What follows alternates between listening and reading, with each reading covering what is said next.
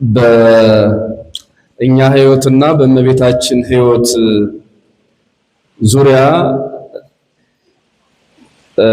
አይደለም መመሳሰል መቀራረብ አንችልም። ነገር ግን እሷ ፍጡር ናት። ምንም የፈጣሪ እናት ብትሆን ፍጡር ናት። እንኳን ከድንግል ማርያም ከኢየሱስ ክርስቶስ ተምረናል። ከኢየሱስ ክርስቶስ ህይወት የማቴዎስ ወንጌል ምዕራፍ 11 ቁጥር 29 ላይ መድኃኒታችን ኢየሱስ ክርስቶስ ተመሃሩ እምኔ ከኔ ተማሩ ብሏል። ስለዚህ እሱ እንኳን በአርአያነት አምላክ ነው። አምላክ ልንሆን አይደለም ከሱ የምንማረው፣ እግዚአብሔር ነው እሱ። እግዚአብሔር ልንሆን አይደለም ከሱ የምንማረው፣ ፈጣሪ ልንሆን አይደለም። ግን ሰው ሆኖ በሰውነት የሰራቸው አርአያዎች አሉና እሱን የምንመስልበት ስራ አለን። እሱን እንድንመስል እሱ አርአያ ከሆነን የእሱ እናት የአምላክ እናት ድንግል ማርያም ደግሞ በልካችን በአቅማችን አርአያ ትምህርት የምትሆንበት በጣም ብዙ ነገሮች አሉ። የተወሰኑትን ይመስለኛል ሌላ መርሃ ግብርም ስላለ አጠር አድርጌ በቀሪ ጊዜያችን ደግሞ ዝናብ ካልረበሸን ፈጠን ለማለት እሞክራለሁ። ክርስቲያናዊ ሕይወት እና ወጣትነት በአንጻረ ድንግል ማርያም የምናየው የዛሬው ትምህርታችን ይሆናል ማለት ነው። ልደቷን አልተርክላችሁም፣ እርግጠኛ ነኝ ብዙዎቻችሁ ታውቁታላችሁ። ወይም ደግሞ በስብከት በመጽሐፍ እድሜ ለዘመነ ዩቲዩብ ብዙዎቻችሁ መስማት ማየት ትችላላችሁ። አንዳንድ ጊዜ ረጅም ርቀት ሄደን የምናገኛቸው ትምህርቶች በጣቶቻችን ብቻ መፈለግ የዘመናችን ጸጋ ሆኗል፣ በአንድ ጎኑ ማለት ነው፣ ጥቅም ብለን ስናስብ የዘመነ ኢንተርኔትን። ስለዚህ በዚያ በምንም መንገድ ብቻ ታገኙታላችሁ ስለ እመቤታችን ልደት። ለኛ መነሻ እንዲሆነን ብቻ ነው የእመቤታችንን ሕይወት እዚህ የምናነሳው። እመቤታችን ዜና ሕይወቷ ምን ይመስላል? ለኛ አራያ የሚሆነው የትኛው የሕይወት መልኳ ነው ያላችሁ እንደሆነ ምናልባት ወይ ሁለት ወይ ሶስት ነገሮችን አነሳለሁ። የመጀመሪያው ክርስቲያኖች አቂበ ህዋሳት ይባላል። አቂበ ህዋሳት ይሰማል አይደለ? ከተሰማ ትነግሩኛላችሁ። ምን አልኳችሁ? አቤት። ህዋሳትን መጠበቅ ማለት ነው። እንደምታውቁት ሞት ወደዚህ ዓለም የመጣው ህዋሳትን ባለመጠበቅ ነው። ሞት ደግሞ ከዚህ ዓለም የጠፋው ህዋሳትን በጠበቀች ሴት ነው፣ ሔዋንና ድንግል ማርያም። ሁለተኛዋ ሔዋን እመቤታችን ናት። የመጀመሪያዋ ሔዋን ደግሞ ያችኛዋ ሔዋን ናት፣ የሁላችን እናት፣ የአዳም ልጅም ሚስትም የሆነችው ማለት ነው። ያው ከእሱ አይደል ያስገኛት፣ ከሱ ስለተገኘች ነው ልጁ የምትባለው። ለዚያ ነው እና ህዋሳቶቿ የእመቤታችንና የሔዋን በጣም የሚገርም ትምህርት ሰጥቶ ያልፋል። የሔዋንን የድንግል ማርያም ለምሳሌ ከኛም ጋራ በጣም የሚመሳሰለው እሱ ነው ብዬ ስለማስብ ነው ይሄን የማነሳው። አቂበ ህዋሳት ማለት ያቺ ሔዋን ጆሮዋን አልጠበቀችም። ምን አልጠበቀችም? ታውቁታላችሁ። ከማጋ ተነጋግራበት ከዲያብሎስ ጋር። በጣም የሚያሳዝነው ከዲያብሎስ ጋር ወይም ከእባብ ጋር ነው እሷም የመሰላት። በእርግጥ ያው ሶፍትዌሩ ምን እንደሆነ አታውቀውም ከውስጥ ያለው እና እሷም የሚመስላት ከእባብ ጋር ያወራው ነው የሚመስላት። እባብ ደግሞ እንዳሁኑ የሚያስፈራ አይደለም። አሁን ይሄ ሲዝለገለግ በጣም ነው የሚያስፈራው። ያኔ ደግሞ የግመል ልጅ ነበር የሚመስለው። መቅድመ ወንጌል ላይ እንደተጻፈው ወይም ደግሞ በስነ ፍጥረት መጽሐፍ እንደተጻፈው የግመል ልጅ ማለት በጣም የሚያምር ማለት ነው። አቋሙ የተስተካከለ እጅግ በጣም እንዲያውም የስነ ፍጥረት መጽሐፋችን ወይ ሴኒ ራእዩ እምኩሎን አራዊት ዘገዳም ከምድረ በዳ አራዊት ሁሉ መልኩ ያማረ ነበር ነው የሚለው እባብ። ይገርማል። ለካ ባማረ ነገር ነው ያደረ ዲያብሎስ። በሚያስጠላ ፍጡርማ አያድርም መቼም። ስለዚህ በሚያምር ነገር በሚስብ ነገር አደረና ወደ ገነት ገባ። ጆሮዋን ተቆጣጠረው እና የመጀመሪያው የሔዋን ስህተት ከምን ይጀምራል ያላችሁ እንደሆነ ዕፀ በለስ መብላት አይደለም። ዕፀ በለስ መብላት የመጨረሻው ነገር ነው። የመጀመሪያው ምንድነው ያላችሁ እንደሆነ ጆሮዋን ነው መጀመሪያ የተቆጣጠረው። ምኗን ተቆጣጠረው አልኳችሁ? ጆሮዋን። ዛሬም የሁላችን ፈተና ይሄ ነው። በነገራችን ላይ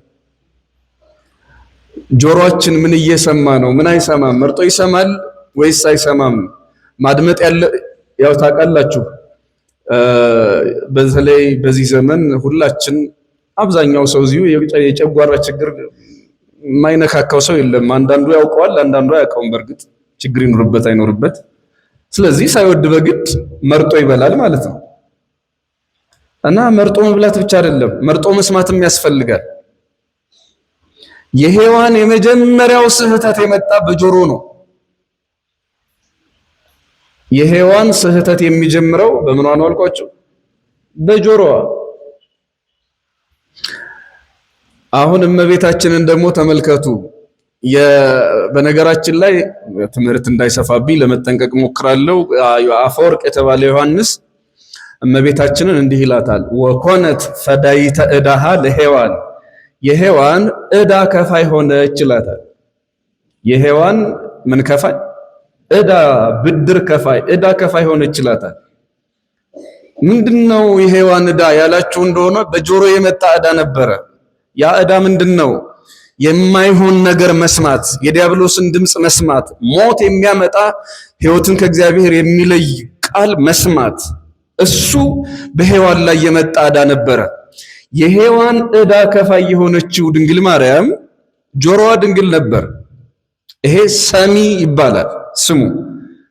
4 ድንግልናዎች አሏት።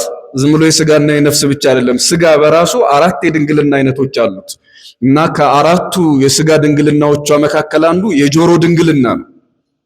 ምንድነው እሱ? የማይገባትን አትሰማም። መልአኩ ሲያበስራት እንኳን ተመልከቱ ምን ያህል ጠንቃቃ ሴት እንደነበረች ድንግል ማርያም። በሉቃስ ወንጌል የተጻፈው አንዱ ክፍል ብቻ ነው። መጽሐፍ ቅዱስ በነገራችን ላይ ታሪክን ጨርሶ አይናገርም። ለዚህ ማስረጃ እንዲሆናችሁ መድኃኒታችን ኢየሱስ ክርስቶስ ምድር ላይ የቆየው ስንት ዓመት ነው? እስኪ ንገሩ። ጠቅላላ እዚህ ምድር ላይ የቆየው በስጋ ስንት ዓመት ነው? 33 ዓመት አይደለም? ሌላውን በዓመት የሚሰላውን ብቻ ስናየው 33 ዓመት። የሚገርማችሁ ወንጌል የሚነግረን ለሁላችን ወንጌል ሐዲስ ኪዳን ላይ ያለው የ30 ዓመት ታሪክ የለም። የት አለ እስኪ ንገሩኝ። ለምሳሌ ተወለደ ይላል፣ ከዚያ ተሰደደ፣ አለቀ። ሉቃስ ብቻ ነው በ12 ዓመቱ ቤተ መቅደስ ገባ የሚለን። የትኛውም የ27ቱ መጽሐፍ እዚህ በተለምዶ አብረን በመጽሐፍ ቅዱስ የምንይዘው 27 የምንለው ማለት ነው። እሱ ከማቴዎስ ወንጌል እስከ ዮሐንስ ራእይ ያለው ስለ ጌታችን ስለ ኢየሱስ ክርስቶስ እድገት እንዲህ ነበር እንዲያ ነበረ ብሎ አይናገርም። አያችሁት?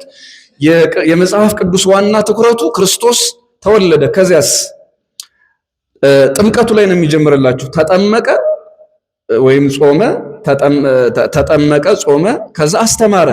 እያስተማረ ያደረገውን ተአምር የ3 ዓመቱን ነው የሚናገረው። ከ3 ዓመቱም በዋናነት ትኩረት የሚያደርገው የመስቀሉን ነገር ነው። የ3 ሰዓት ቆይታውን ብቻ ነው ዋና ማዕከሉ። ከዚያ ትንሣኤው። አያችሁት? የዕለተ ዓርብ ስራ ነው ዋና ማዕከሉ እንጂ 33 ዓመት ራሱ ዋና ትኩረቱ አይደለም። ዓርብ ናት የመጽሐፍ ቅዱስ ዋና ትኩረት።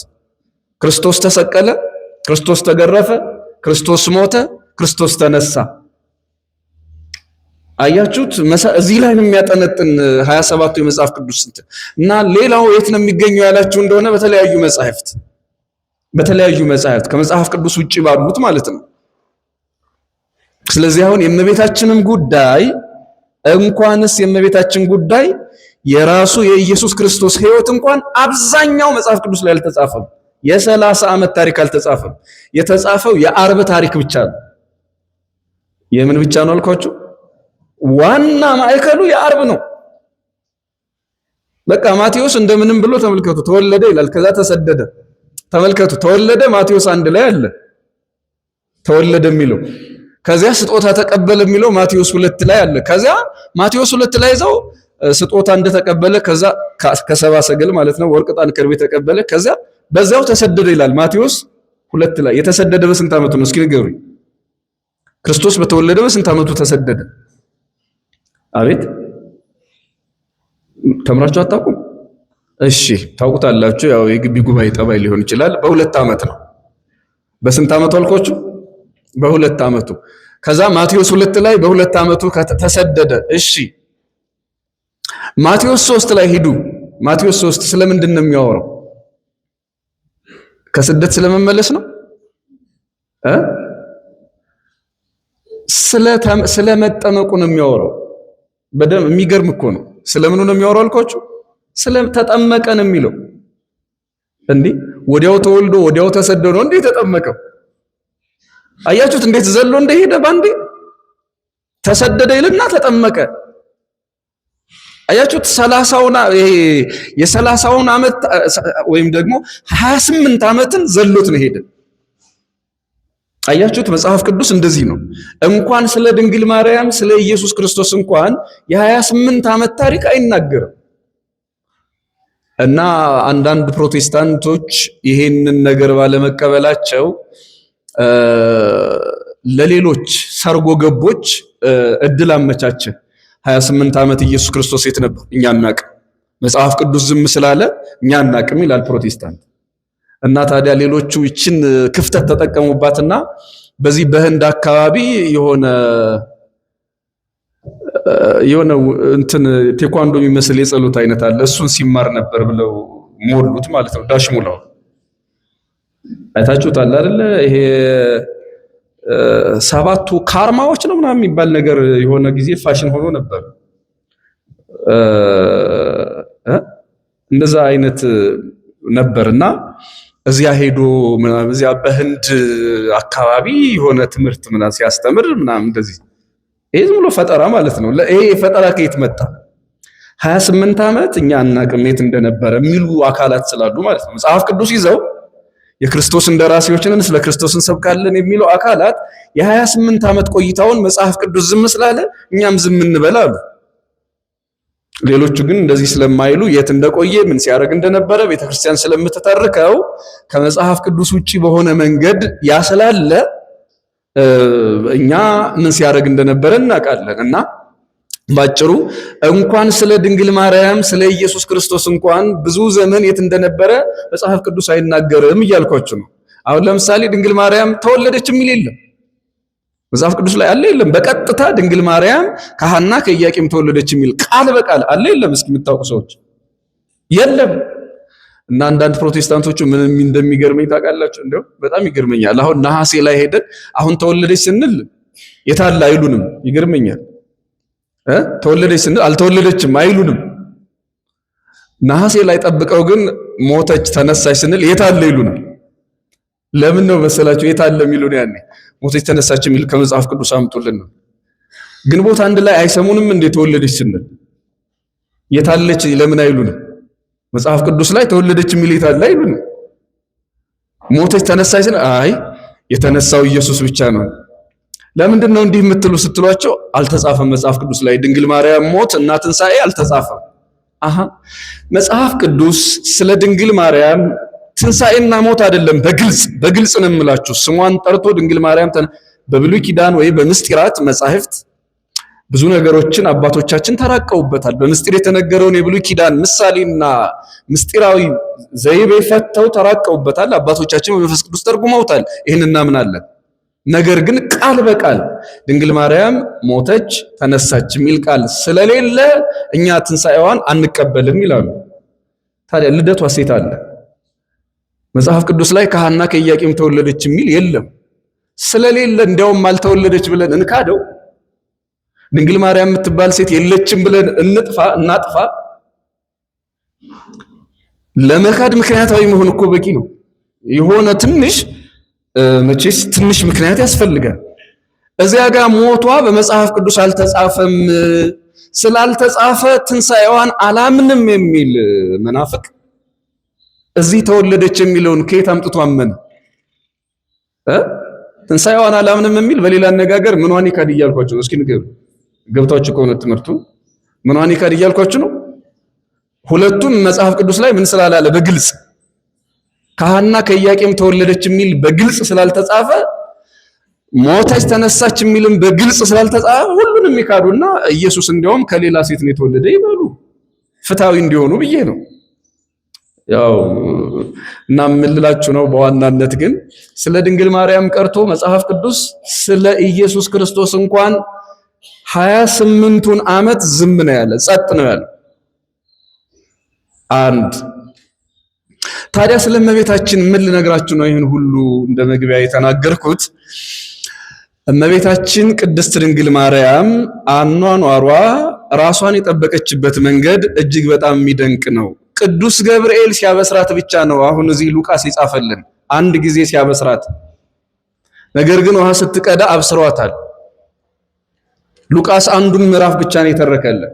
ውሃ ስትቀዳ እንደምታውቁት የተጠማ ውሃ አጠጥታል፣ የተጠማ ውሻ አጠጥታለች። ለፍጥረት ሁሉ ባላት ርህራሄ ምክንያት፣ ለፍጥረት ሁሉ ባላት ፍቅር ምክንያት ትህትናዋን፣ ፍቅሯን አይቶ ርህራሄዋን አይቶ ቅዱስ ገብርኤል ትጸንሻለሽ ብሎ አብስሯታል። ጆሮ አልሰጠችውም። አባቴን አዳምን እናቴን ሔዋንን ያሳተ ሰይጣን እኔን ደግሞ ሊያስተኝ ነው? ባል የሌላት ሴት እንዴት ነው የምትጸንሰው? እንዴት ነው የምትወልደው? ብላ ምንም ሳትመልስለት ለመልአኩ ለቅዱስ ገብርኤል ጸጥ ብላው ሄደች ይለናል። ከዚያ ውሃዋን እንስራዋን አስቀምጣ ከዮሴፍ ቤት ተቀምጣ ሳለ ለሁለተኛ ጊዜ ትጸንሻለሽ ትወልጃለሽ ሲላት ይሄ ነገር ልጸልይበት እስኪ ወደ እግዚአብሔር ቤት ሄጄ ልጸልይ ከእግዚአብሔር ጋር ልነጋገር ብላ በቤተ መቅደስ ሄዳ ወርቁን ከሐር ሐሩን ከወርቅ እያስማማች ስትፈትል አሁን ሉቃስ የመዘገበውን ታሪክ ተጻፈ ማለት ነው። ለሶስተኛ ጊዜ አበሰራት ትጸንሻለሽ ትወልጃለሽ ብሎ። አያችሁት? በሶስተኛው ነው የቅዱስ ገብርኤልና የእመቤታችን ንግግር የተጻፈ። የመጨረሻው ንግግር እሱ ነው። እፎኑ ይከውነኒ ዝንቱን ዘየአምር ብእሴ፣ ወንድ ሳላውቅ ይህ ነገር እንደምን ይሆንልኛል አለች እመቤታችን ድንግል ማርያም። አያችሁ? መልአክ እያበሰራት የመልአኩ እኔ ከእግዚአብሔር የተላኩ ቅዱስ ገብርኤል ነኝ እያላት ወይም መልአክ እንደሆነ አውቃ እንኳን እረ ይሄ ነገር እንደምን ይሆናል እኔ እኮ ለዚህ ነገር አልበቃም እያለች በትህትና እየተናገረች ነው። የሚገርመው ነገር ምንድነው? ያለ ብዙ አስገራሚ ነገር ማውጣት ይቻላል እዚህ ታሪክ ውስጥ። ነገር ግን ተመልከቱ።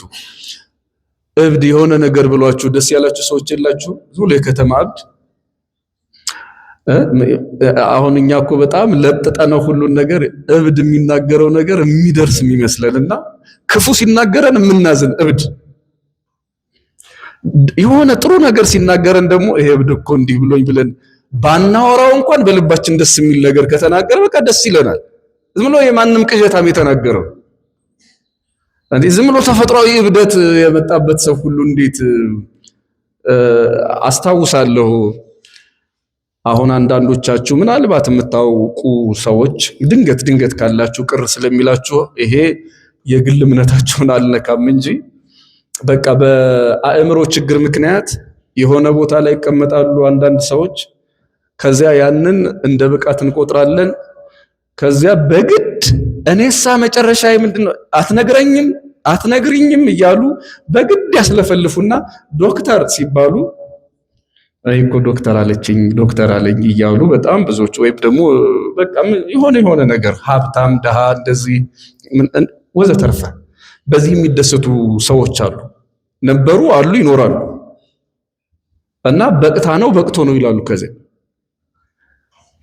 ሰው በሰላም ማበድ የማይችልበት ሀገር ላይ እንድረስ ማለቴ በቃ ወይ በቅቶ ነው ዝም ብሎ ቤተክርስቲያን ከታየማ በቃ በቅቷል። በነገራችን ላይ አዲስ አበባ በየዝማሬው የማይጠፋ ሰው አለ። አይታችሁት ከሆነ እኔ አሁን እሱ ሌላ ውስብስብ ነገር አታስቡ። ሰው በቅቷል ነው የሚለው። ማበድና አውደ ምሕረት ላይ መምጣት እንዴት ብቃት ሊሆን ይችላል? ግን የብቃት መለኪያው ምንድነው? ጨርቅ መጣል? የብቃት መለኪያው ምንድነው? አውደ ምሕረት ላይ መገኘት ዝም ብሎ እርቃን ሆኖ የብቃት መለኪያው ምንድነው? ብዙ ጥቅስ መያዝ ርዕሳችን አይደለም። ወደዛ ብዙ አንዳንድ ነገሮች ብዙ ይጎትታሉ። እየሰማችሁኝ ነው?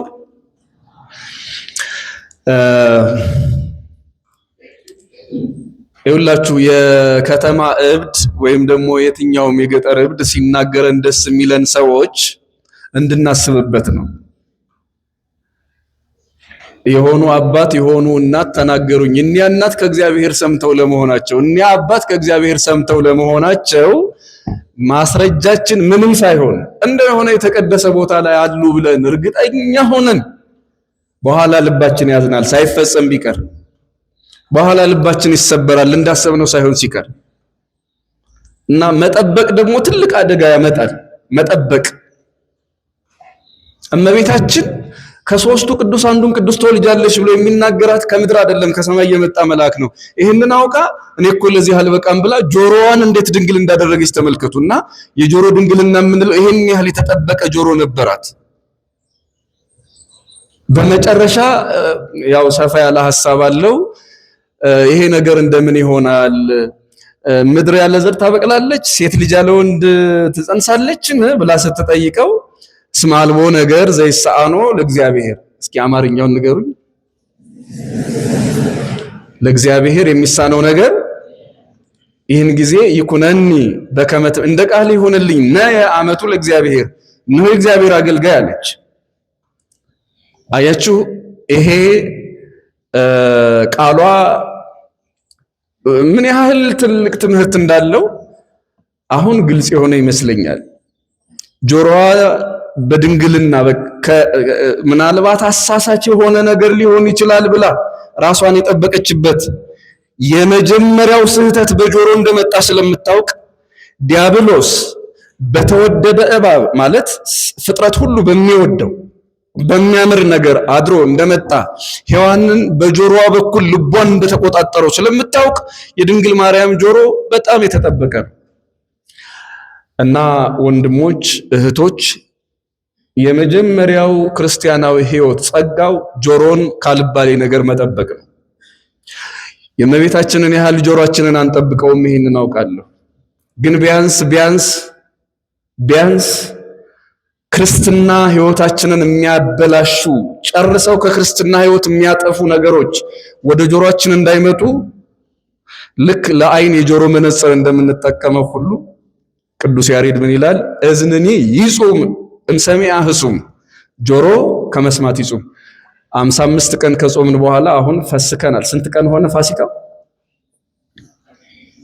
ስንት ቀን ሆነ ፋሲካ ከተጀመረ?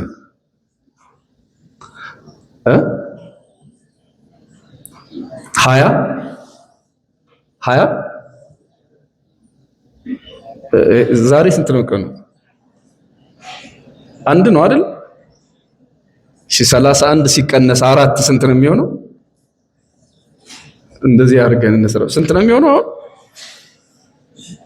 እንዴ የብዙ ሰው ድምጽ አይሰማም እንዲለካ 27። እሺ 27 ቀን የፍስክ ምግብ እየበላን ነው። አያችሁ ጾማችንን በሆድ ያለውን ምግብ ሽረናል ማለት ከጥሉላት ከፍስክ ምግቦች ተከልክለን ነበር። የፍስክ ምግቦችን በልተናል። የሚቀጥል ጾም እንዳለ ታውቃላችሁ? የሚቀጥል ጾም ወደ አፍ የሚገባውን መብላት ተፈቅዶልናል። በጆሮ የሚገባ ግን ሁሌም እንደተከለከለ ነው በቤተ ክርስቲያን። ያ በጆሮ የሚመጣው ምንድነው? መቼስ በጆሮ እንቁላልና ወተት ወይ ደግሞ ሌላ ስጋ የሚበላ የለም በጆሮ።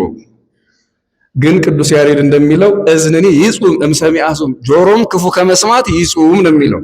ጆሮ ክፉ ከመስማት ምን ይበል? የማይፈታ ጾም አለን ማለት ነው። የማይፈታ ጾም አለን እና አንዳንድ ሰው ሲፈታ ጾሙን ብዙ ነገር ነው የሚፈታው። አይኑ የተፈታ ነው፣ ጆሮ የተፈታ ነው፣ ምላሱ የተፈታ ነው። ያችን ጾም ጊዜ እንደምንም ተሽሎክልኮ ያለፈ ክርስቲያን ፋሲካው ሲመጣ አስቸጋሪ ነው፣ በጣም አስቸጋሪ እና የማይፈታ ጾም አለ፣ የምንፈታው ጾም አለ። ወደ ሆድ የሚገባውን ጾም ነው የፈታን እንጂ ካፋችን የሚወጣ በጆሮአችን የሚገባ በአይናችን የምናየው በጆሮአችን የምንሰማው በአንደበታችን የምንናገረው ነገር ላይ ግን አሁንም ጾም አለ። የማይፈታ ጾም ነው። እስከ ዕለተ ሞታችን ሞተንም ተነስተንም የማንፈታው ጾም ማለት ነው። ሁሌም ጾመኛ ሆነን የምንቀጥለው ጾም ጆሮም ክፉ ከመስማት ይጹም፣ አይን ክፉ ከማየት ይጹም እያለ የሚናገረው ቅዱስ ያሬድ። ስለዚህ የእመቤታችን ጆሮ የተጠበቀ ነበር። ጆሮአችንን ካልጠበቅን በተለይ በዚህ በዘመነ ኢንተርኔት ያው እናንተ አብዛኞቻችሁ የምታውቁት ነው፣ ለእናንተ መጠቆም እንጂ ማብራራት አይጠበቅብኝም። የራሳችን አይደለንም። አሁን ለትምህርታችሁ ለራሳችሁ ስትሉ እንዲያው ሚዲያውን በራሳችሁ ጊዜ ቀንሳችሁት ካልሆነ ነፃነት ሲሰማን ያለው ነገር በጣም ከባድ ነው። በጣም ከባድ ታውቃላችሁ። ኢንተርኔት ከመጣ በኋላ ብዙ ሰው ትምህርቱ ላይ ተጽዕኖ ደርሶበታል። ማህበራዊ ህይወቱ ላይ ተጽዕኖ ደርሶበታል። ምን ማህበራዊ ህይወቱ? አንድ ሰው ስለ ስልክ ሲናገር የሰማሁት ሁሌም የማረሳው ያው የውጭ ሀገር ስለሆነ በገባኝ ልክ ወደ አማርኛ ሲመጣ ድሮ ስልክ ነበር ገመድ የነበረው። መቼም ታውቃላችሁ፣ በቀጠሮ ተደዋውላችሁ ይሆናል በሰው ቤት ወይ ደግሞ ይሄ በግድግዳ ስልክ። ስልኩ ገመድ ነበረው። ስልኩ ምን ነበረው? ገመድ። አሁንስ ስልኩ ያው ሞባይል ሆኗል። ያው የምታዩት እጃችሁ ላይ ያለው ማለት ነው። ስልኩ ሞባይል ተንቀሳቃሽ ነው። ገመዱ የት መጣ? አያችሁ፣ ስልኩ ነፃ ወጣኛ ታሰር፣ ገመዱ ወደኛ መጣ። ስልኩ ነፃ ነው። በሌላ መልኩ ከቅርብ ሰው ጋራ አራራቀን፣ ከሩቅ ሰው ጋራ ደግሞ አቀራረበን። ምሳ ስትበሉ ቡና ስትጠጡ እንዲህ ትንሽ ጊዜ ያው ታወሩ ይሆናል እንደምንም። ከዚያ ውጭ ግን ሁሉም ምሳ ከበላ በኋላ ወዴት ነው? አንዳንድ ጊዜ አያስፈራም? ጸጥ ብሎ ሁሉም ሰው ደንግጣችሁ አታገኙ? ያው በእኔ የደረሰው ነው የምነግራችሁ። ሁሉም ሰው ጸጥ ብሎ በቃ 6-7 ሰው ሆኖ ጸጥ፣ አይነጋግርም። አጠገብ ያለውን አላወራውም፣ ሩቅ ያለውን ሰው ግን እንዴት ነው ምሳ፣ እንዴት ህይወት፣ እንዴት እዚህ ለምን አይደለም? ይሄን ጥያቄ አጠገብ ያለውን አልጠይቀውም፣ ሩቅ ያለውን ሰው ጠይቀዋለሁ። አይገርምም? የቅርቡን የሚያራርቅ ምንድነው? የቅርቡን አራርቆ የሩቁን የሚያቀራርብ ሲስተም ነው። ሰይጣን የሆነ ዓለም ነው የመጣብን። ይገርማል። እና የህይወትን ጣምስ ቢሆን ምግብ እየበላን ቡና እየጠጣን ብቻ የሆነ ነገር እያደረግ የምግቡን ጣም እንኳ ሳናቀው ነው የሚያልቅብን። ቡና የጠጣ ሻይ የማያውቅ ሰው ገጥሟቸው አያውቁም? እንደዚህ አይነት ነገር አለ።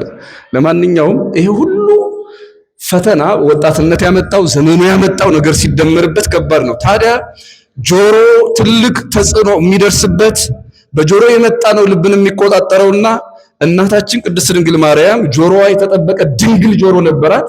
እኛ ጨርሰን በሷ ልክ ድንግል የሆነ ጆሮ ራሱን የጠበቀ ጆሮ ሊኖረን አይችልም። ነገር ግን በልካችን ህይወታችንን የሚያበላሽ ነገር ወደ ጆሮአችን እንዳንሰማ ሁሉን ነገር በልክና በስርዓት ማድረግ፣ ከማን ምን መስማት እንዳለብን፣ ከማጋ መነጋገር፣ ከማጋ ምን መስማት እንዳለብን መርጠን ካልኖርን በጣም አደገኛ ህይወት ነው። ስለዚህ እመቤታችን ህይወት በጆሮ ይታያል። እህቶቻችን ታውቃላችሁ፣ እኔ የሔዋን እንትን በዛው ነበር የቀረኝ ይመስለኝ። ግን አንዳንዴ ነው ጨርሼ እርግጠኛ ሆኜም ማውቀው ነገር ሊኖረኝ አይችልም። ግን ዛሬም ድረስ ሴቶች በጆሮ ይታለላሉ ይባላል። እውነት ነው። ወንዶች ለማሳመን ሲሉ የሌለ ነገር ያወራሉ አሉ።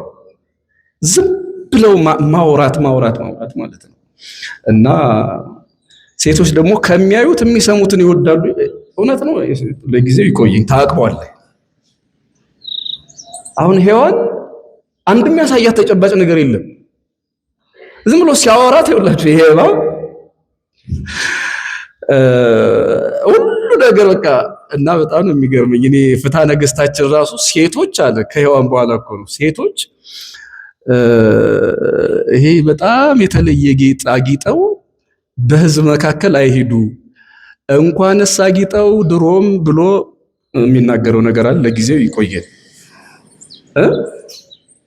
የሆነ ፍትሐ ነገሥት የሚለውን ነው እና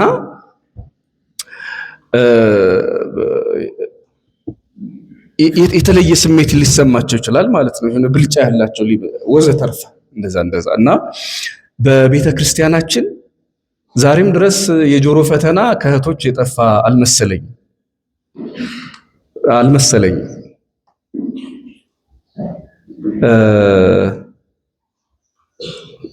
እና ጆሮአችሁን ጠብቁ እህቶች ወንድሞችም ራሳችንን በጆሮ በኩል የሚመጣ ፈተና መጠበቅ አለብን። በጣም ከባዱ የዚህ ዘመን ፈተና ጆሮ ነው። ጆሮውን የጠበቀ ልቡን ይጠብቃል።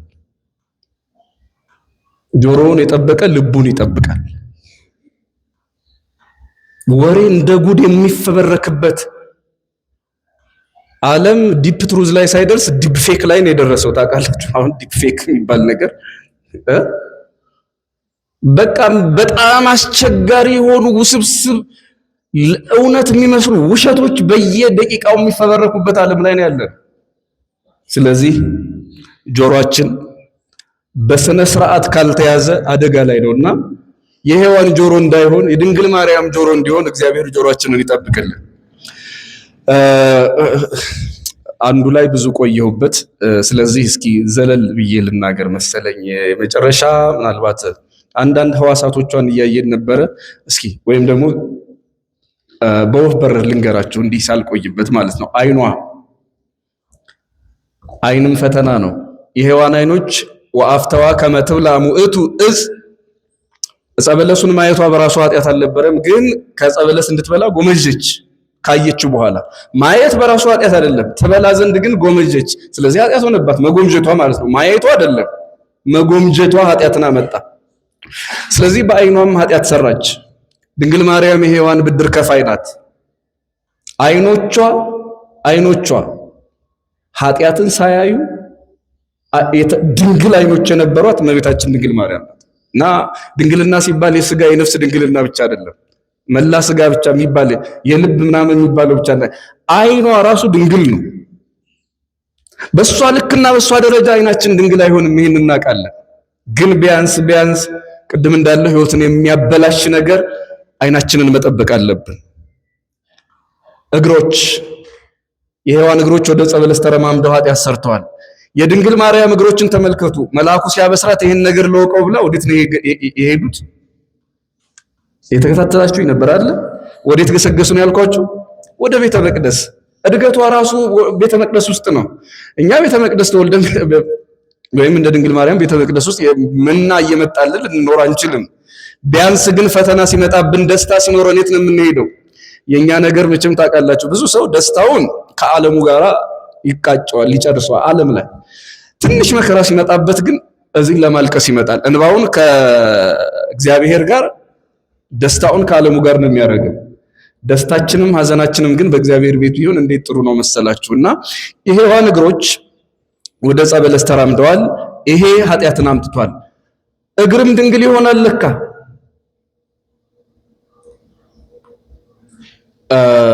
አሁን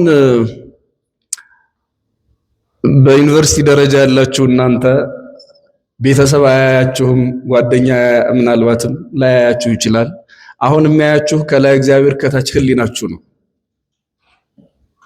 እግዚአብሔር ያየኛል ካላላችሁ በስተቀር ወደ ወደዳችሁት ነገር መሄድ ትችላላችሁ። እናንተን የሚቆጣጠር ተቆጣጥሮ ምናልባት የቷልክ የታደርክ የታደርሽ የተነበርክ የሚል ሰው ላይኖር ይችላል። ከላይ እግዚአብሔር ከታች ህሊና ስርዓተ ክርስትና ካልያዘን በስተቀር የሆነውን ሁሉ መሆን የፈለግነውን ሁሉ መሆን የምንችልበት አጋጣሚ ሊኖር ይችል ይሆናል። ብልጠት ክርስቲያናዊ ህይወት ማለት ግን ይሄንን መቋቋም ነው። ይሄንን ነፃነት ከኃላፊነት ጋር ማስማማት ነው። ነፃነትና ኃላፊነትን አስማምቶ እንደመኖር ብልጫ ያለው ክርስቲያናዊ ህይወት የለም። ነፃነትና ምን አልኳችሁ? አይችንማ በደንብ ያዙልኝ። ምንና ምን አልኳችሁ? ነፃነትና ምን ኃላፊነት፣ ሁለቱን ማጣጣም ተገቢ ነው። ነፃነት አለኝ ብሎ የትም መሆን እንዴትም መኖር ዋጋ ያስከፍላል። ኃላፊነት አለብኝ ብሎ ተውት፣ እንደ ሀገር ተውት፣ ለቤተሰብ ለራሳችን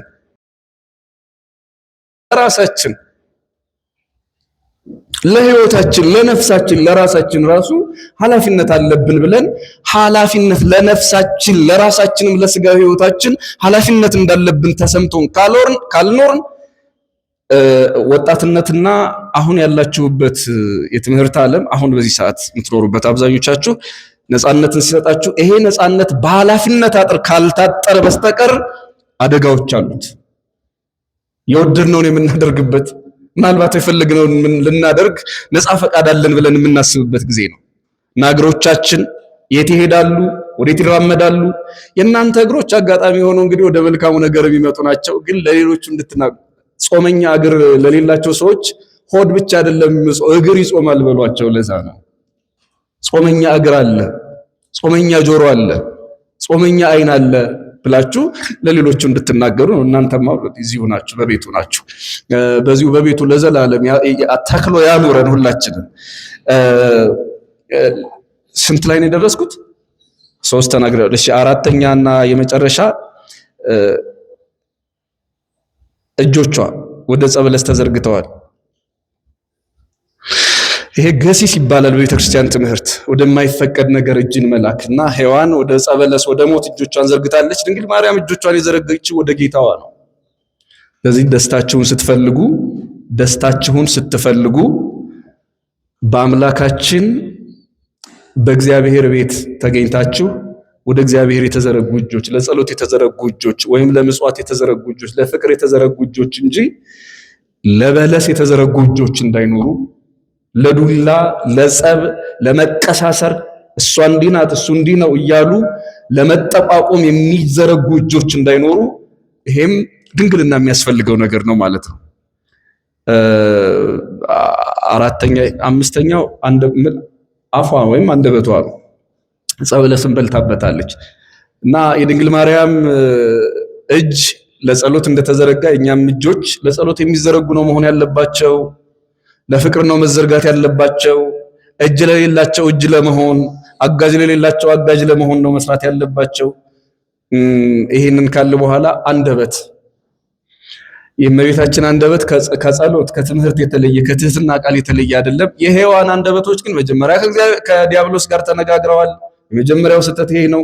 ሁለተኛው ደግሞ ጸበለስን በልቷል። በነገራችን ላይ ሁልጊዜ ጠይቄ የተለያየ መልስ የሚሰጠኝ አንድ ጥያቄ አለ። እስኪ ይሄን ጥያቄ ጠይቄ ሁለተኛውን ነጥብ አንስቼ ትምህርቱን ልቋጭ። የመጀመሪያ ሌባ ማን ይመስላችኋል? በዚህ ምድር ላይ ከሴትና ከወንድ ማለት ነው።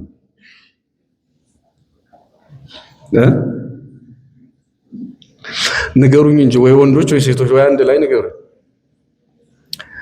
ሴት ወይስ ወንድ? የመጀመሪያ በምድር ላይ ሌባ እንደየሀገሩ ይለያያል። እንደ ነገሩ ሴት ወይስ ወንድ?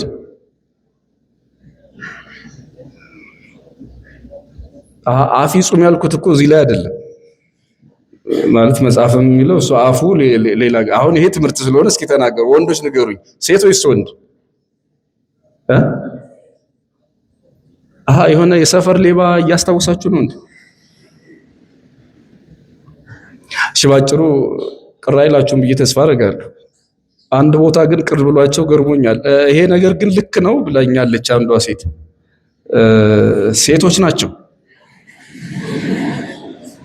የመጀመሪያ ሌባ ማለት ነው በመጽሐፍ ቅዱስ። ጠብሽ ከኔ ጋር አይሆንም፣ ስወጣ ሌላ ክፉ ተንኮል እንዳታስቡ ጠብቃቸው። ችግር ካለ ከአትናቴዎስ ጋር ትነጋገራላችሁ። ይኸውላችሁ እንዲህ ይላል አትናቴዎስ በቅዳሴ ሰብሰ እንዘ መላኪ ውእቱ እምታይተ እግዚአብሔር። ሰው ከእግዚአብሔር በታች ገዢ ሆኖ ሳለ ሰረቀ ወበላ እምዝ የታዘዘ ሎቱ። ካልተፈቀደለት እጽ ሰርቆ በላ። ካልተፈቀደለት እጽ ሰርቆ ምን አለ? ምን ብሎ በላ? ምን አላችሁ? ምን ነው እንትን አላችሁ? ምን ብሎ በላ?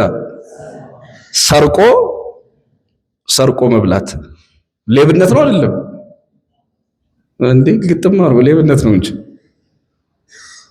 ሰርቆ በላ። እና ታዲያ ሰርቆ እንግዲህ ጸበለሱን ያሳየባል ነው አዳም ሔዋን ሔዋን አይደለ? አሁን አዳምን ነፃ ላወጣ እንኳን አትናቲውስ እኔም አዳምን ነፃ ላወጣው አልችልም። እንደውም አንድ የፈረንጅ ለካ ፈረንጅም እንዳበሻ በጣም ብዙ የሚገርሙ ተረቶች አሉት። የሞተ ጆሮ የሚሰነጥቁ ማለት ነው። እዚህ ጋር አንዳንድ ወንዶች አለባቸው ይሆን? እዚህ ጋር ማንቁርት ነው የሚባለው በአማርኛ አለባቸው። እሱ በፈረንጅ ተረት አደምስ አፕል ነው አሉ የሚባል ነዛ ነው አዳምስ አፕል እና የአዳም አፕል ምንድነው ብዬ ስጠይቅ ሔዋን ጸበለሱን ሰርቃ መጣችና ደብቃ ለአዳም ስታበላው አዳም የተለየ ጣዕም ተሰማው። ሔዋን እስከዛሬ ቀምሼው ማላቀው ነገር ነው ያመጣሽው፣ ከየት አመጣሽው ይሄንን ፍሬ አላት። ወይ ለካ አልነገርኩህም አዳምዬ፣ ለካ አትብሉት የተባልነው ያንን ጸበለስ እኮ ነው ያመጣሁት አለችው። እና ደነገጠ አሉ። እና ሊውጠው አስበው እዚህ ጋር ሸኝቶት እያለ ጸበለስ እኮ ነው ስትለው ሳይውጠው እዚህ ቀረ አሉ። ከዛ እዚህ ጋር አንዳንድ ወንዶች ዝግጠኛ ነኝ እዚህም ያላወጣችሁት አላችሁ፣ እዚህ ጋር ያደጠው ማለት ነው አለ። አዳምስ አፕል ማለት እንግዲህ እሱ ነው የአዳም አፕል። እና ተረት ነው የምላችሁ። ሲጀመር የእንግሊዝኛ መጽሐፍቶች አንዳንዶቹ ይገርመኛል አፕል እያሉ ነው የሚገልጹት። እኔ ራሱ አልገባኝም። አፕል አይደለም። አሁን ይሄንን ላብራራ አይደለም የቆምኩት። ዋናነት አፕል አይደለም የበሉት፣ ግን አፕል ብለው ነው የሚጠሩት። እንደ ፍስሐ ያዘ ያሉ ደግሞ ይቅርታ ስም መጥራት አግባብ ላይሆን ይችላል። ያው መጽሐፍ ስለጻፉ በስማቸው መጽሐፍ ስለጻፉ ግን ችግር የለውም። እንትን ይሄ የአፕል ምርቶችን አይታችሁ ከሆነ ራሱ አፕል አለው አይደለ? ከዛ እንደዚህ የተገመጠ አፕል ነው የሚመስለው አይደለ? ሔዋን ጀምራው የተወችው ነው ብሎ ያብራራል። እና በጣም ይቅር አልጨረሰችውና እሺ ይሁንላቸው። እስኪ ሴራ የሚተነትኑ ወንድሞች እህቶች አሉና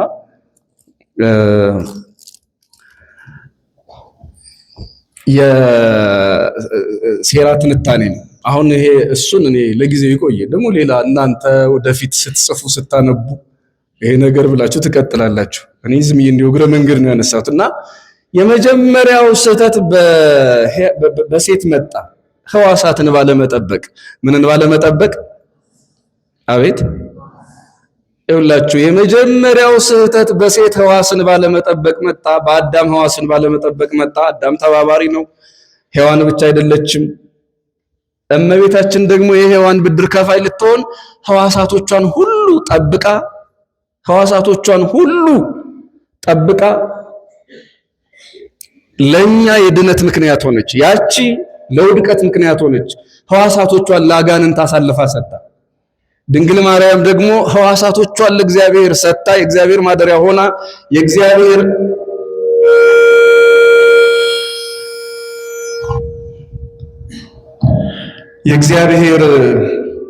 ትክክል ነው።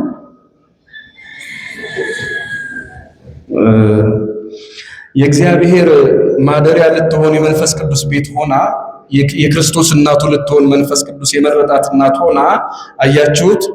የሔዋን ብቻ አይደለም የሁላችን ዕዳ በድንግል ማርያም ተከፈለ ማለት ነው። የሁላችን ዕዳ በማ ተከፈለ አልኳችሁ? ሕዋሳቷን ባልጠበቀችዋ በሔዋን ሞት መጣብን። ሕዋሳቷን በጠበቀችዋ በድንግል ማርያም ደግሞ ምን መጣልን ማለት ነው? ሕይወት። ስለዚህ ሕዋሳትን ለመጠበቅ ትልቋ አርአያችን ድንግል ማርያም ናት። ሕዋሳቶቻችንን በሙሉ እንድንጠብቅ እግዚአብሔር ይርዳል። ሌላ የመጨረሻ ብዬ ሁለተኛ ክፍል ላይ እስካሁን አምስቱን ያየነው በክፍል አንድ ነው። ሁለተኛው ምናልባትም በጣም አጭሩ ደግሞ የሚሆነው እመቤታችን ለክርስቲያን ወጣቶች ያላት አርአያነት ክርስቲያናዊ ሕይወት ምን እንደሆነ ስናይ በሷ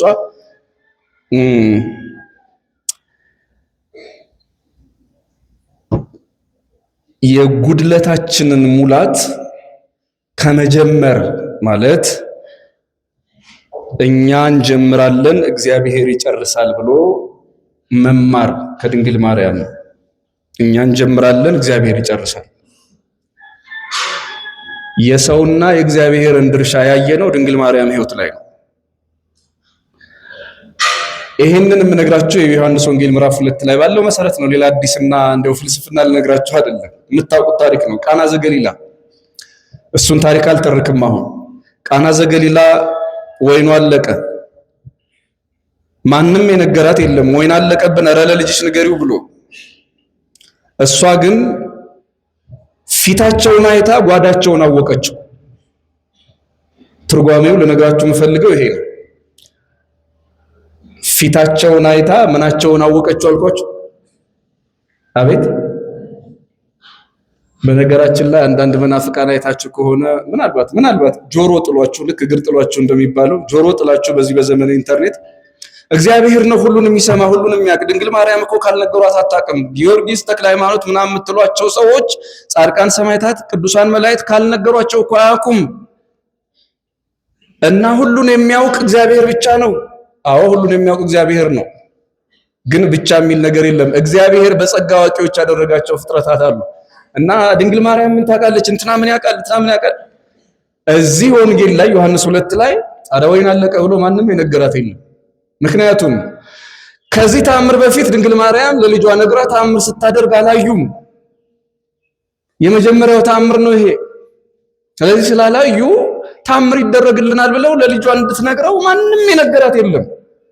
ታዲያ ወይኑ አልቆ ሰርጉ ሐዘን ሊሆን በቃ እነዚህ የሰርጉ አዘጋጆች ተዋረድን ብለው እየተጨነቁ ሳለ ከጭንቀት ያዳነቻቸው ነግረዋት አይደለም። ልባቸውን አይታ ጓዳቸውን አወቀችው። እስኪ ደግማችሁ ንገሩኝ። ልባቸውን አይታ ምናቸውን አወቀችው? ማንም ሳይነግራት። አያችሁት? መነጋገር የሚባል ነገር እኔ ውስጥ ወይም እናንተ ውስጥ የጎደለንን ለማወቅ ስዕል ፊት ማልቀስ ሁሉ አይጠበቅብህም። ኧረ እመቤቴ እያል ሁሉ መጮህ አይጠበቅብንም። ካሰብነው ያሰብነውን ሁሉ ማወቅ የምትችል ናት። አሁን ይሄ ተአምረ ማርያም አይደለም የምነግራችሁ፣ መጽሐፍ ቅዱሱ በግልጽ የሚናገረው ነው። ዮሐንስ ወንጌል ምዕራፍ 2 ላይ ቁጥር 1 ጀምሮ ባለው ታሪክ ውስጥ እና ይሄንን መጽሐፍ ቅዱስ ስትመለከቱ የሚነግረን እመቤታችን ቅድስት ድንግል ማርያም የልባቸውን ያወቀችው ፊታቸውን አይታ ጓዳቸውን እንዳወቀች የጎደላቸውን እንዳወቀች ወይን እኮ የላቸውም ብላ እንደተናገረች ሁሉ ቀጣዩ ነገር ደግሞ ምንድነው? የሚላችሁን አድርጉ። ምን አልኳችሁ? በጣም የተለመደ ቃል ምን አልኳችሁ? የሚላችሁን ሁሉ ምን በሉ። አያችሁት? ከሰው የሚጠበቅ ነገር ከሷ ምን እንዴት የሚገርም የመጽሐፍ ቅዱስ ክፍል ነው። በደንብ እየሰማችሁ ከሆነ ደግሞ የምትሰሙት ቃል የምንናገረው ቃል እንዲገባንም እንዲለውጠንም የእግዚአብሔር ቅዱስ ፈቃድ ይሁንልን። ሁላችሁ ሁሉን ማድረግ የሚችል ልጅ እኮ ነው ያለኝ ብላ፣ ሁሉን ማድረግ የሚችል አምላክ እኮ ነው ልጅ ብላ፣ ወይን የላቸውም ውሃውንም ቀድተህ ወይኑንም ለውጠህ እባክህ እንደው ከጉድ አውጣቸዋል አለችው። ግን ውሃውን መፍጠር ይችላል አይችልም? ሲጀመር ድሮስ ማን ፈጠረውና ውሃውን ራሱ ላይ ፈጠረው። 6 ባዶ ጋኖች ውስጥ ውሃ መሙላት ይችላል አይችልም እንዴ? ግን ምን አለች? የሚላችሁን አድርጉ አለች። ከዛስ መጣና ልጇ 6ቱንም ጋኖች ውሃ ሙሏቸው አላቸው። 6ቱንም ጋኖች ምን በሏቸው? አያችሁት? ከሰው የሚጠበቀውን ሰው እንዲያደርገው ድንግል ማርያም አሳየች። ሰው ካንተ የሚጠበቀውን እግዚአብሔር እንዲያደርግልህ ለምን ትፈልጋለህ? አንዳንድ አሁን ገበሬ ሆነህ ማለት ነው። ለምሳሌ ያልኩት ግብርናን ስለማንወደው ነው። አንድ ጓደኛችን ውድ ጫማ ሊገዛ ሄዶ ውጭ ሀገር ያው በስፖንሰር ስለሆነ እንደ ልቡ ሲያዝዝ አስጎብኚው ምን አለው? ያው በየሱቁ የሚያዞረው ማለት ነው። ይቅርታ በዚህ ሀገር አለው አውሮፓ ሀገር በዚህ ሀገር ይሄንን የመንግስት ሰራተኛ አይችለውም፣ ነጋዴም ትንሽ ከብደዋል። ይሄን ጫማ መግዛት የሚችለው ገበሬ ብቻ ነው አለው። ወይ ጉድ! ይሄን ጫማ መግዛት የሚችል ምን ብቻ ነው? እንግዲህ እዚህ እኛ ገበሬና ያንን እያሰባችሁ መደነቅ ነው። ምን ልላችሁ ፈልጌ ነው፣ ገበሬ እግዚአብሔር ሁሉን ይችላል። ምን አለ እንደው በሬዎችን ሳላርስባቸው ዝናብ ሳይመታኝ ፀሐይ ሳይመታኝ ዝናብ ሳይፈራረቅ ምን ሳልሰቃይ ልክ ዝም ብለህ የተዘራውን እንደምታበቅለው ራስህ ብትዘራልኝ ምን አለ ቢል ያስኬዳል ማለት እግዚአብሔር ትችላለህ ብሎ እንደው በችሎታው ሰበብ መተኛት ተገቢ ነው? እግዚአብሔር ሁሉን ይችላል ምን ችግር አለበት ብሎ ከሱ የሚጠበቅበትን በሬዎቹን ጠምዶ ማረስ የማድረሻ ነው። ትንሹን ነገር ነው ማድረግ የምትችለውን አንተ ታደርጋለህ። ማድረግ የማትችለውን ደግሞ ገበሬው መዝራት ይችላል፣ ማረስ ይችላል። እንዲበቅል ማድረግ ግን የማስራ ነው። አቤት! በተመሳሳይ መልኩ ውሃ መቅዳት ሰዎች ይችላሉ። የተቀዳውን ውሃ ወይን ማድረግ ግን ቀላል ስላልሆነ የማድረሻ ይሆናል ማለት ነው። ስለዚህ እናንተ ድርሻችሁን አድርጉ፣ ውሃውን ቅዱ፣ አምጡ፣ ሙሉ። እናንተ ማድረግ የሚገባችሁን ካደረጋችሁ በኋላ ግን ልጅ እንዲያደርግላችሁ የምትፈልጉትን ያደርግላችኋል አለቻቸው። 6ቱን ጋኖች ውሃ ሞሉ። እሱ ደግሞ የሚሰራውን ስራ ሰራ። ሰው የማያደርገውን እነሱ የማይችሉትን አደረገላቸው ማለት ውሃውን ምን አደረገላቸው ማለት ነው። ወይም ይኸውላችሁ የኛ ወጣት ብዙ ጊዜ ችግራችንን የሚጨምረው የሚሆነው ምንድነው? እግዚአብሔር ሁሉን ቻይ ነው ብለን ቻይነቱን ሰበብ እናደርግና ጥረት የሚባል ነገር የለም፣ ሙከራ የሚባል ነገር የለም፣ መጀመር የሚባል ነገር የለም፣ መድከም የሚባል ነገር የለም። ውጣ ውረዶችን እንሰለቻለን። ምን እንደው መቤት ያሁን ለኔ እንደው ምን አንቺ ምን ተስኖች ነው?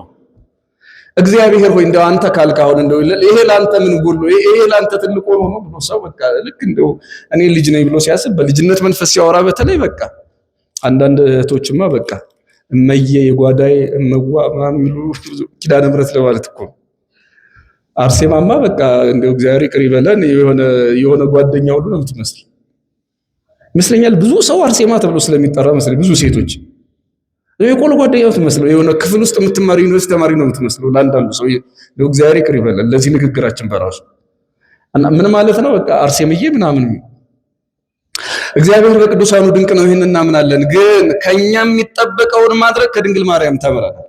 ከኛ የሚጠበቀውን ከእግዚአብሔር የሚጠበቀውን ከማን ሌላም ካስፈልጋችሁ ለምሳሌ ከድንግል ማርያም ወጣ ስንል እኮ አልዓዛር ብዙዎቻችሁ የምታውቁት ዮሐንስ ወንጌል ምዕራፍ 11 ላይ መጣ ክርስቶስ አምላካችን አልዓዛር ቤት ተገኝቶ እንደሚያስነሳው እያወቀ ያለቅሳል። ይገርማል።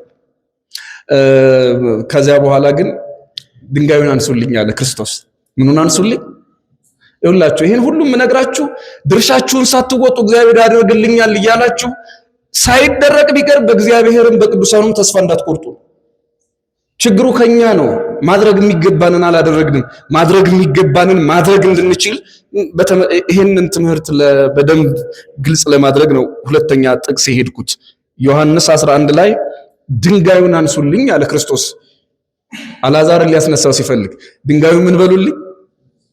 ከአልዓዛር መቃብር ላይ ድንጋይ ማንሳት ሰው ይችላል አይችልም? ንገሩኛ። ይችላል አይደል?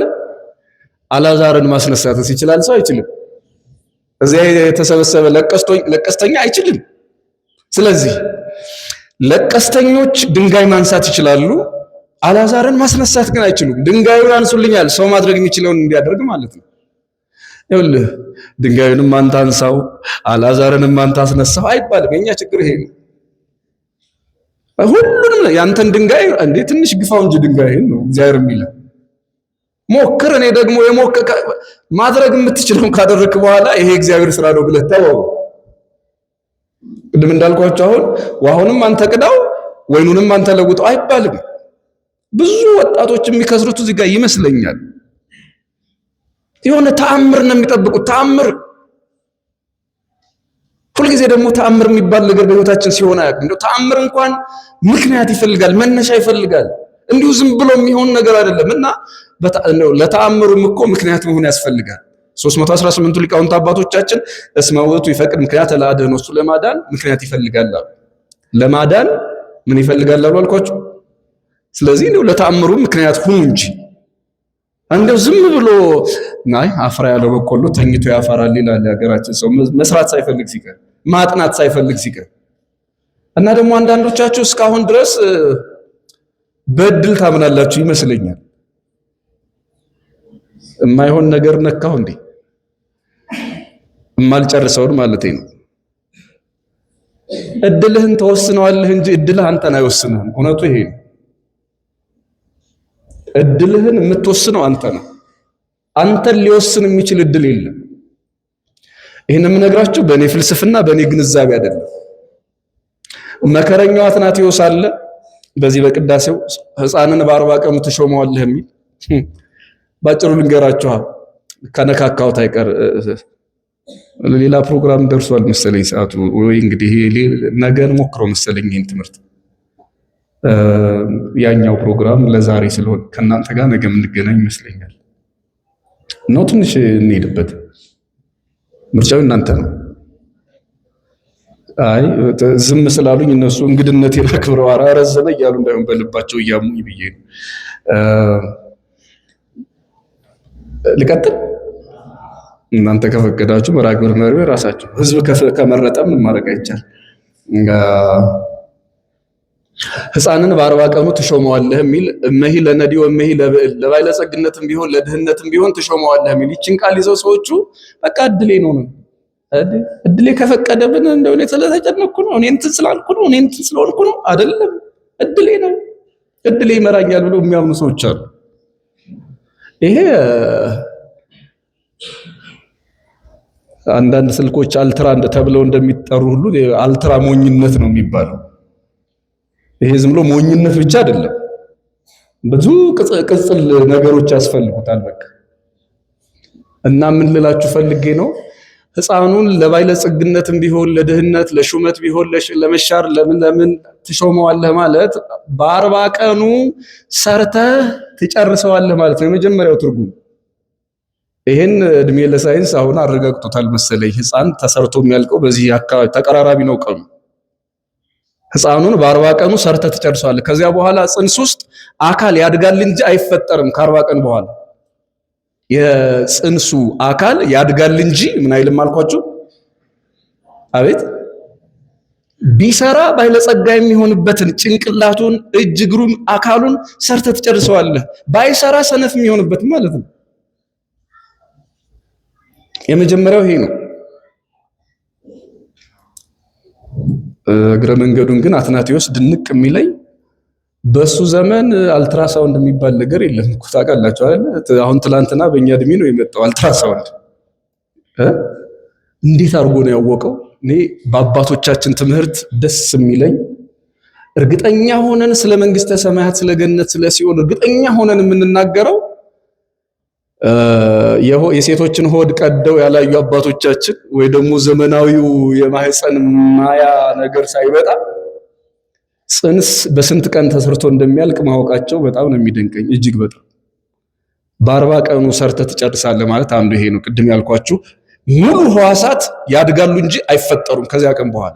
ስለዚህ ሰው ጭንቅላቱ አይምሮም እየሰፋ ምንድነው እጅ እግሩ ወይም ህዋሳቶቹ እያደጉ አይምሮም እየሰፋ ይሄዳል ማለት ነው። እና ቢሰራ ቢለወጥ ቢሞክር ቀሪውን እሱ እየሞከረ ቀሪውን ደግሞ የማይችለውን ነገር ለእግዚአብሔር ቢሰጥ ትረዳዋለህ፣ ውጤታማ ታደርገዋለህ ማለት ነው እንጂ እግዚአብሔር ሁለመናችንን ወስኖ ለእድላችን ለቀናችን አሳልፎ ሰጥቶናልና በቃ እንደው ዝም ብለህ አፍራ ያለው በቆሎ ተኝቶ ያፈራል እያልክ እንድትተኛ አይደለም። እድልን እኛ እንመራዋለን እንጂ እድል አይመራንም። የአትናቴዎስ ትርጓሜ ገብቷችኋል? ግን ለማለት የፈለኩት ነውስ እንደገና ልድገመው። የአትናቴዎስ ትርጓሜ ገብቷችኋል? አቤት ዝም ብዬ ለራሴን ገብቶኝ እንዳላልፈው ብዬ ነው። ገብቷችኋል እናንተ? እሺ ከገባችሁ እስኪ ድገሙልኝ ጠይቃችኋለሁ። ሕፃን በማህፀን ውስጥ በስንት ቀኑ ተሰርቶ ያልቃል አልኳችሁ? ከዚያ በኋላ አዲስ ህዋስ አይፈጠርም። ህዋሳት ምን ይሆናሉ አልኳችሁ? ያድጋሉ። በእነዚህ ህዋሳት ሮጦ ወይ ተምሮ ወይ አርሶ ወይ ነግዶ ወጥቶ ወርዶ መክሊቱን ትርፋማ ያደርጋል። እንደዚያ ባለ አንድ መክሊት ደግሞ መክሊቱን ያቀበረ እንደው አሁን እድሌ ነው ሊለው ይሄ ሰው ባለ አንዱ እድል ነው እንዴ ባለ አንድ አድርጎት ያቀረው? እስኪ ንገሩኝ። ምንድነው ጎደሎ ያደረገበት? ምንድነው ወደ ጨለማ እንዲጣል ያደረገው? እስኪ ንገሩኝ። እድሉ ነው ወይስ ምኑ ነው? አመለካከቱ ነው። ምንድነው አመለካከቱ? አረ ይሄንን አንድ መክሊት ሁለት አደርጋለሁ ስለ ሌባ አግኝቶ ቢቀማኝ አተርፍ ባያጉዳይ ልሆን እንዴ ብሎ አያችሁት? በቃ ተፈላስፎ ሞቶ ማለት ነው። አሁን ይሄም እድሌ ነው ሊል ነው። እድሉን ያበላሸው ራሱ ነው። ስለዚህ እድልን ትመራዋለህ እንጂ አይመራህም የሚባለው ለዚህ ነውና በቅዱስ አትናቴዎስ ውስጥ ያለው አጭሩ ትምህርት ይሄ ነው። አንተ ተፈጥረህ የምትኖርበትን ሙሉ ሕዋሳትህን እግዚአብሔር ይሰጣል ማለት ነው እንጂ በ40 ቀን ውስጥ እግዚአብሔር እንደዛ ይሰጣል ማለት ነው እንጂ የ40 ቀን እድል ወስኖ መጨረሻህን እንደዚህ ነው ከዚች የትም ንቅንቅ አትልም ብሎ ለዛ አርጎ አይደለም። 1001 ብር ነው የሰጠን እግዚአብሔር ይሄንን ለማለት ነውና አፍራ ያለው በቆሎ ተኝቶ ያፈራል የሚለው በተለይ በጣም ነው የበሰበሰም እንዳለ እንዳትረሱት ለማለት ነው። ተኝቶ ያፈራ ብቻ አይደለም የበሰበሰ በጣም ብዙ በቆሎ አለ። ስለዚህ በስብሶ ላለመቅረት ሙከራን ከራስ ጋር ማድረግ ተገቢ ነው።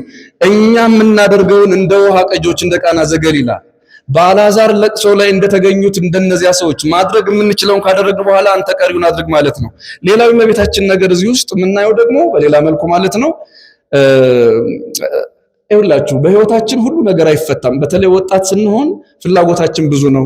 ከዚያን ሞክረንና አንዳንድ ነገሮች ብዙም ነገሮች ሊሆኑ ይችላሉ ሳይገቡን ሳንረዳቸው ህይወታችን ላይ ይሄ ለምን ሆነ ያ ለምን ሆነ የምንለው ጥያቄ የሚፈጥርብን በግል በማህበር እንደ ሀገር ብዙ እንጠይቃቸው ጥያቄዎች ሊኖሩ ይችላሉ። አንዳንዱን ጊዜ ይመልስልናል፣ አንዳንዱን ዕውቀት ይመልስልናል፣ አንዳንዱን የሆነ ጊዜ እግዚአብሔር በራሱ ጊዜ ያብራራልናል። ግን ደግሞ እንደ እመቤታችን ሉቃስ ወንጌል ምዕራፍ 2 ቁጥር 19 ላይ አያችሁት ሁሉም ነገር ይግባኝ አትልም።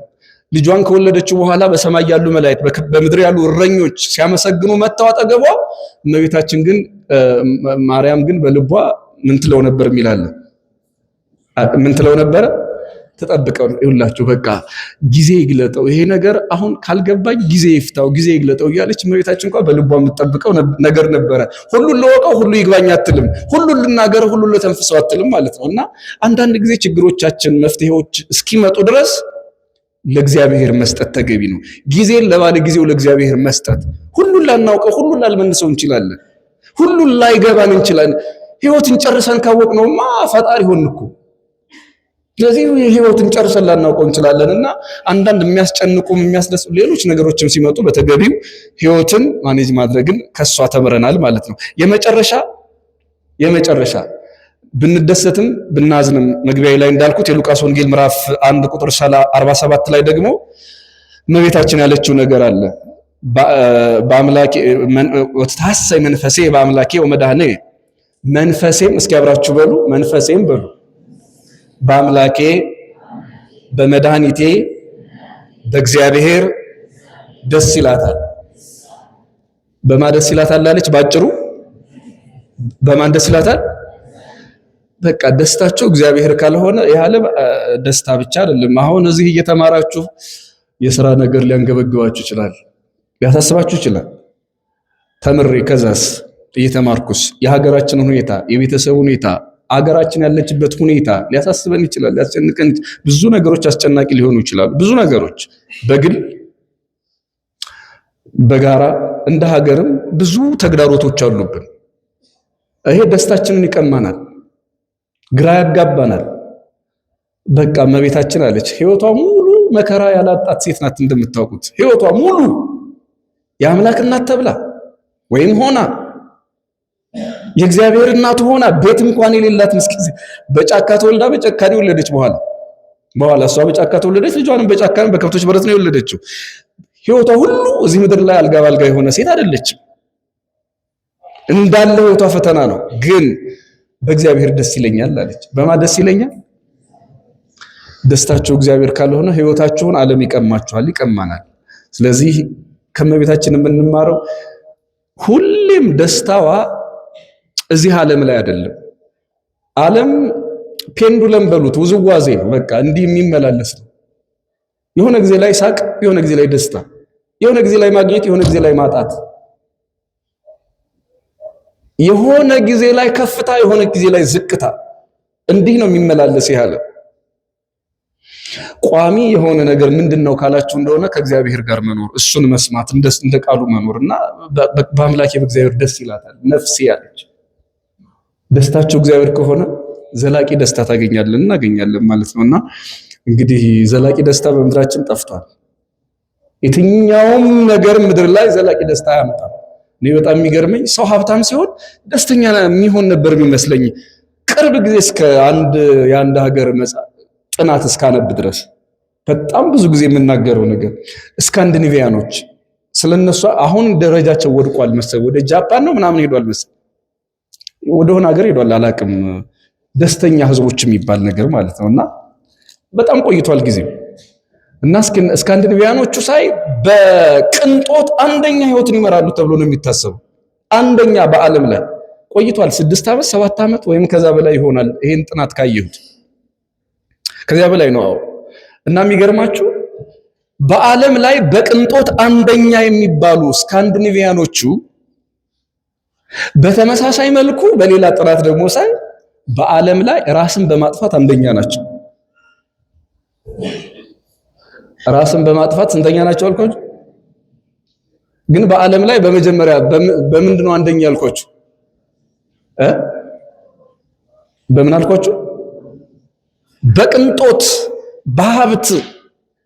ይሄ ዝም ብሎ በየቤቱ ያለውን ነገር ስታዩት በቃ ሁሉ ነገር የተሟላላቸው ህዝቦች ናቸው። እስኪ ያስቡት ክርስቲያኖች፣ እኛ ሀገር እኮ እገሌ ለምን ራሱን አጠፋ ስትሉ የሆነ እቅዷል ተበላሽቶበት እቅዷ እንትን ብሎባት እንደዚህ ሆና እንደዚህ ሆኖ ችግር ተኮር ነው አብዛኛው ራሱን ማጥፋት እዚህ ሀገር ታውቃላችሁ አይደል? ችግር ተኮር የሆነ ጉድለት ነው። እዚያ ደግሞ ሰዎች ራሳቸውን የሚያጠፉ በስኬት ምክንያት ነው። እኮ ይገርመኛል። ስኬት የምላችሁ እንደኛ ሀገር ማለት ነውና ለካ ሰው ፎቅ ቢኖረው መኪና ቢኖረው ይሄንን በእርግጥ ድሃ ሆኖ መናገር ከባድ ነው። ለድሃ ህዝብ መናገር አያስተማምንም። ይገባኛል።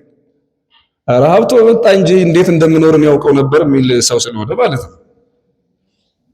እነሱም እንደዚህ እንደሚሉ ተስፋ አደርጋለሁ። አያችሁት? ለካ በጣም የተንደላቀቀ ህይወት ከዓለም አንደኛ ህይወት እየኖሩ ለካ ምን የላቸውም። እኔ እንዲያውም ቅዱስ ዳዊት አስቀድሞ ስለነሱ ነው የተናገረው እላለሁ።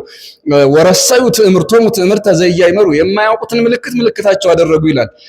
አብዛኞቹ ስካንዲኔቪያን ሀገሮች ባንዲራቸው መስቀል አለው። ይገርማቸዋል። ሰዎቹ ግን በተሰቀለው የማያምኑ በመስቀሉ የማያምኑ ሃይማኖት የለሾች ናቸው። ምን የለሾች ናቸው አልኳቸው? ሀብታሞች ናቸው ግን እግዚአብሔር የላቸው። ሀብታሞች ናቸው ግን ምን የላቸው መልኮቹ። ደስታው ከየት ይምጣ? ለካ ገንዘብ ብቻውን ደስታ ሀብታም አያደርግም። ምንድነው ደስተኛ አያደርግም። ስኬት ብቻውን ለካ ደስታ አይመጣም፣ አይፈጥርም። በጣም ነው የሚያሳዝነው። ለማንኛውም ራሳቸውን በምቾት ምክንያት ያውላችሁ የኛ ሀገር ድሃ እኮ የወርቅ ሱቅ አጠገብ ይውላችሁ ሆዱ ከጠገበ ወደፊቱን አናቅም እንጂ የወርቅ ሱቅ ላይ ዝም ብሎ በእርግጫ ቢመታው ሊሰበር የሚችል ሱቅ በር ላይ ተኝቶ የሚያደር ድሃ ነው ያለው። የወደፊቱን አናውቅም እስከዛሬው ማለት ነው። በሰላም ነው የሚኖረው። በሰላም ከበላ በቃ ዝም ብሎ ኬንዳው ላይ የሆነ ፌስታል ለብሶ ማደር ይችላል። በቃ ተመስገን ማለት ይችላል። ደስተኛ መሆን ይችላል። ለካ ሁሉ ነገር ከተሳካ በኋላ ቤት ውስጥ እግዚአብሔር ከሌለ ብረር ብለል ብሎ ሰማይ ከሚታጠቅ ፎቃቸው እየዘለሉ ይወድቃሉ። የባንክ ብድር ኖሮባቸው አይደለም፣ ሰላም ነው። በቃ ምን እንደጎደላቸው ራሱ አያውቁትም። ጭንቀት እና መቼም ለዚህ መጽሐፍ ቅዱስ አልጠቅስላችሁም። በቃ እግዚአብሔር የለሾች ናቸው። ሰው እግዚአብሔር የለሽ ከሆነ ደስታም አይመጣም። ስለዚህ መንፈሴ በአምላኬ በመድኃኒቴ በእግዚአብሔር ደስ ይላታል ትልቅ ነገር ነው። ሀብታሞች እንኳን ብንሆን ድሆችም እንኳን ብንሆን ሁሉን ነገር ጠቅልሎ የያዘው የደስታችንም የሐዘናችንም መጠቅለያ ራሱ እግዚአብሔር ከሆነ እንዴት ማኖር እንዳለበት ልጆቹን እሱ ያውቃል።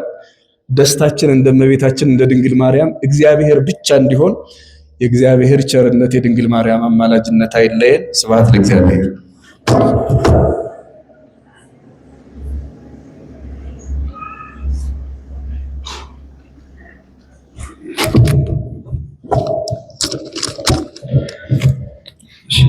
በመምህራችን ላይ አድሮ ያስተማረን የመከረን የገሰጸን የአባቶቻችን አምላክ እግዚአብሔር ዛሬም ዘወትርም የተመሰገነና የተወደሰ ይሁን። የተመሰገነና የተወደሰ ይሁን። ላስተማሩን ለመምህራችን ለሊቀ ሊቃውንት ቃለ ሕይወትን ያሰማልን በላቸው።